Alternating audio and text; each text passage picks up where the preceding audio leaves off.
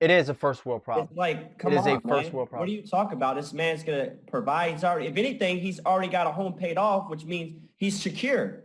And women should Yeah. be attracted to a man with security. So right Yeah. there, you already know that he's gonna have a home provided for forever. Like they can't take that home from him now. He owns it free and clear. Yeah. From a security standpoint, you should be looking at this as, now, this is a great opportunity, because at the end of the day, all you're doing is just the maintenance part. It's almost This is reminds me a of the tax system, like how that scenario reminds me of how the tax system works. The people that basically made all the work and made all the income, they want us to pay all the taxes, but yet the people that didn't put in the work or didn't get the high earning income don't pay any taxes, but yet expect the people that made the risk and took the took the route of hard work and discipline and strategy, and then because that scenario just kind of reminds me of the tax system a little bit. She's expecting him that, well, you own it free and clear. It's basically saying, well, you're rich, you should pay 50% taxes, and I shouldn't because I don't make $200,000 a year like you do. Yes.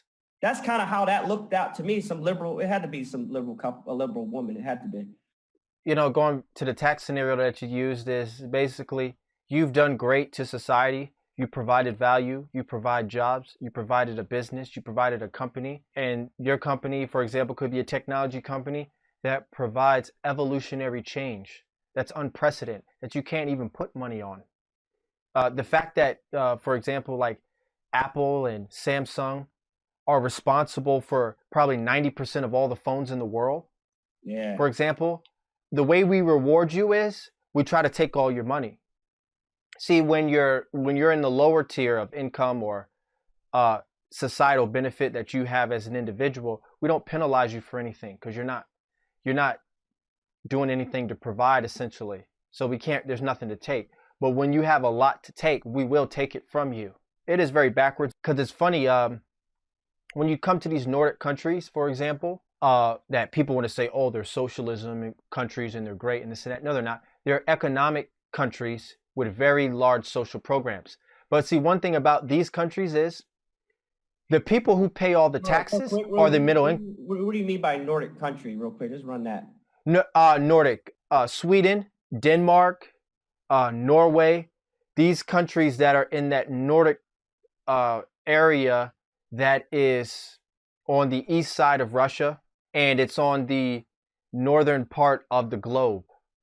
So this category is called Nordic. It's right there on the left side of Russia, and they're like that little panhandle that some people would say looks like a male anatomy, where it has that. Yeah. So those particular individual countries, for example, they have it set up to where, okay, yeah, you guys want all these social benefits and all these social aspects about our government or whatever. Okay, fine, and we're going to increase the taxes. But guess who's going to pay most of the taxes? Middle income. You know why? Because that's the largest category of people. And typically that's the people who are going to be using it. Right. Yeah, so the taxes should be taken from you. It is right. It is good. That makes sense. So in those countries, the rich people are paying a smaller portion of taxes, not that much.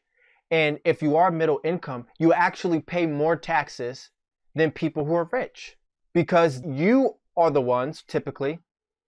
And that's not exactly fair, because actually the lower income people are the ones who's going to be using the most of it. But their understanding is, since the middle class is the largest class, we have to pull it from you. We can't pull it from rich people because that's such a microscopic number of individuals. Right. We can't pull it from there. Right. So the people who are going to suffer is the middle income people. Mm-hmm. So with that said, those countries understand that actually the more socialist we become with our social plans, the worse that we're becoming. So they've actually rolled back a lot of those social plans as time has increased. Do you think because they're smaller countries is why it works a little bit better than a country of our size? Like it would work in a smaller country more so than a larger country, excuse me. Socialist idea governments that tend to, I guess people like to use, like, well, it works here. Yeah, but those countries the size of California, they're smaller than. Yes, right, exactly. No, absolutely. So there's many aspects about that. Three aspects about it is one, they're homogenous countries, so it's actually easier to see what would work and what won't work. So homogenous meaning that they're all people of the same type, blonde hair, blue eyes. It's easier to manage a country like that when you know everybody's typically the same, right? So when you have a country like the United States where you have so many different races and so many different ethnicities, you have diseases that are going to be more prevalent in different races. You have behaviors that are going to be more prevalent in different races. You have economic ideologies that are going to be different in different races. In a white American community, for example, the understanding of investments in owning real estate is an extremely common sense ideology. But then we might go to a minority neighborhood, for example, and talking about investing in home ownership is something that's foreign. So there are many, and then also a lot of illnesses that are prevalent in minorities are not prevalent in white American people, and vice versa. So when you have a homogenous country to where you have blonde haired, blue eyed, white Caucasian people, which that's 90 something percent of the population, you can say, well, we know in this population, the diseases that are prevalent is this. And then these diseases are not prevalent, so we don't have to worry about that. We know that in our society, the poverty level is this, and it will always be at this number, so we can put about this amount of money to take care of it. And there's not much change.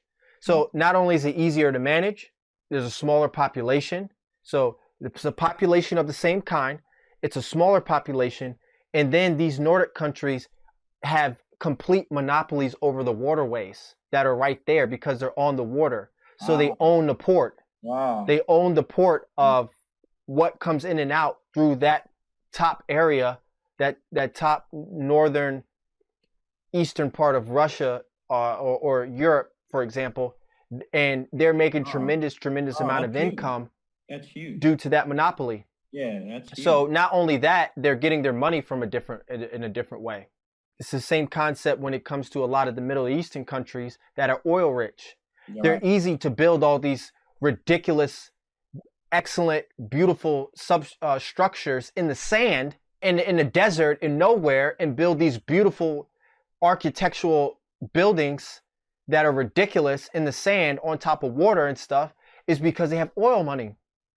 So the amount of oil that is available compared to the population is extremely different. Right. But even those Nordic countries are seeing that that is not the way, because we have gotten to the place we are right now because of not being socialists. So because now we're wealthy, a lot of wealthy countries want to adopt socialist behaviors. Again, it's this progressivism and this ideology of I'm talking about the socialist countries that exist now. Where do you stop saying we want more and more? Does that ever stop? Or is that a human nature? Is that human nature to want more? It appears to be human nature, and it appears that it stops after destruction and rebuilding. Wow.